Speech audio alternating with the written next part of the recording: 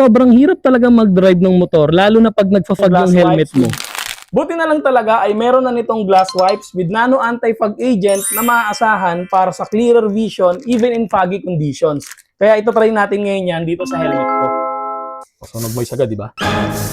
Tinanggal ko yung visor ng helmet ko. Ngayon, inisprayan ko siya ng steam para mapakita ko sa inyo yung before nung visor ko nung hindi ko pa nilalagyan nung glass wipes. So, ang apply na muna natin is yung part lang muna dito.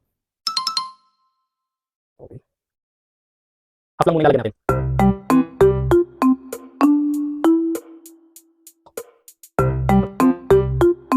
Okay. Moment of truth. Angas.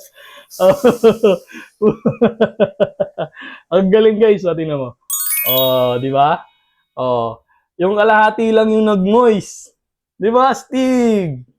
Oh. Oh. Ang galing oh.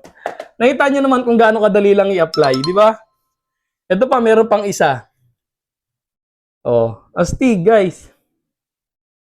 Proven. On the spot yan guys.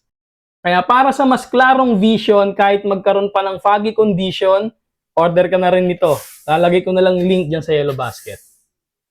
Check out mo na.